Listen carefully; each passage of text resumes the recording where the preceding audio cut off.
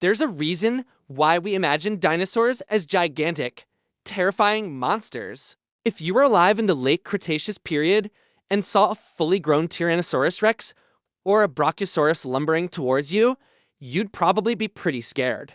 But like any parent knows, even scary, monstrous looking creatures can start off as small, helpless babies. And that's especially true of our favorite giant lizards. So let us take a step back from the massive adults and find out what life was really like for baby dinos. If you're new here, welcome to my channel. Every day on this channel, I bring you new stories about the amazing animals that once roamed our planet, and some that still do. Hit that subscribe button so you never miss an awesome paleologic. And if you have a question about dinosaurs or ancient creatures in general, leave it in the comments below, and it might become a future episode. Let us start our journey into the lives of baby dinosaurs with one of the most famous species around, Ankylosaurus. If you were alive today, you might catch a glimpse of one of these herbivores in a zoo.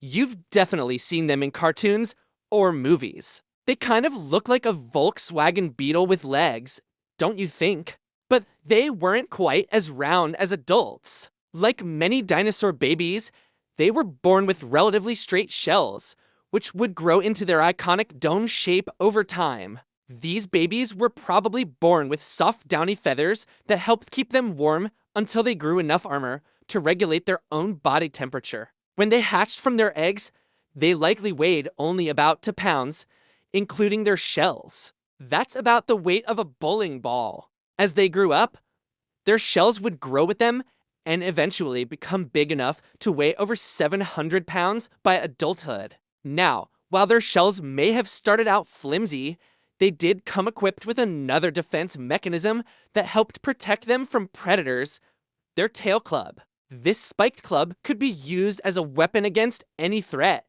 but it also likely helped babies balance themselves while walking. Luckily for these guys, there were plenty of plants for them to munch on since the late Cretaceous had some of the earliest flowering plants on record. Our next kiddos are going to need more than just plants to stay healthy. Say hello to Carcharodontosaurus. This carnivore was related to the better-known Giganotosaurus and lived during the same time period. In what is now North Africa, when it was alive, the world was full of smaller prey that was easy to eat, which meant that this dino didn't need huge, sharp teeth to catch its food. Instead, it had more of a bird-like beak and small teeth that were good for catching and holding onto fish. Maybe this guy wasn't too worried about other kids stealing his lunch money. Since they were so tiny, measuring less than 4 feet long, they were probably more worried about being lunch for a bigger predator. Luckily for them, their ancestors had given them a few tools to help fight back. Not only did they have strong jaws and sharp claws, but they also had feathers to help defend themselves. Some scientists believe that these feathers may have covered their entire bodies, but others say they only had a few tufts here and there. Whatever the case, these proto-raptors would have looked pretty silly if they tried to fly with them. But maybe that's why they were able to stay safe from predators. No one wanted to waste time chasing a chicken dinosaur, right? No matter how cool feathers are, sometimes your best protection is just your mom. Take a look at this fossilized family of Maiacera. These plant eaters lived in what is now Canada and were related to duck dinosaurs because they laid eggs. We can get an idea of how big they got based on the size of the eggs and nest. Scientists think the adults were about 30 feet long and weighed over 2 tons. But obviously, that's not the size they were born. A newly hatched Maiacera probably looked more like a fluffy chick than a fierce predator. It would have been about the size of a dog and spent its time following mom around, looking cute and learning what plants were safe to eat. Sometimes they would have stopped to play with their siblings before running off again, to learn more about the world from mom. Eventually, these little ones would grow up and take care of their own kids. continuing the cycle of cuteness long after their parents were gone. But not all baby dinosaurs were so well taken care of. Life for a young Canthosaurus was pretty dangerous. This herbivore lived in what is now North America and was much bigger than a chicken when it was born. But unfortunately, it was living in a world full of hungry meat eaters. To make things worse, this Dino had no real defenses aside from its small size. With no natural weapons and no mom to protect it, this Dino probably had to run for its life a lot. It was so small that it could fit in some pretty tight spaces. Maybe it could squeeze under a log to hide from a predator, or slip between rocks to confuse its pursuer. It was basically the original version of hide and seek, except the seeker was trying to eat you. As a result of living in constant fear, these little guys evolved to be very fast runners. Some paleontologists even say they could outrun a human.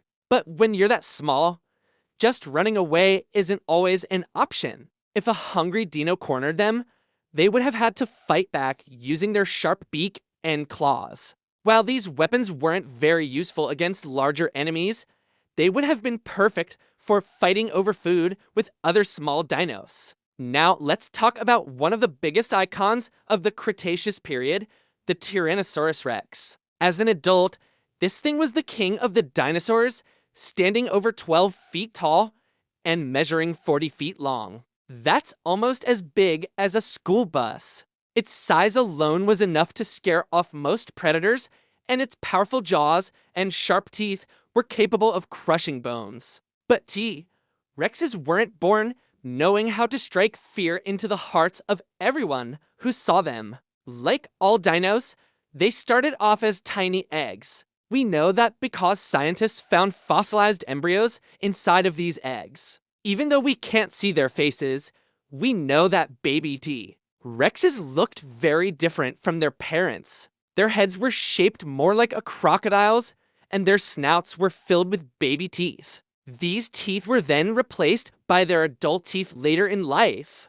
Baby teeth are important because they help baby dinos learn how to eat. Without baby teeth, it would have been hard for small dinos to chew and digest food, especially if they hadn't quite learned how to use their jaws efficiently yet. But T-Rex teeth are no joke. Even baby teeth were designed to pierce flesh and crack bones. Maybe baby Rexes stuck to softer foods until their mouths developed, or maybe they chomped through anything that moved. Either way, they would have needed a ton of calories to fuel their growth. After all, they went from being the size of a Labrador to being the size of a bus.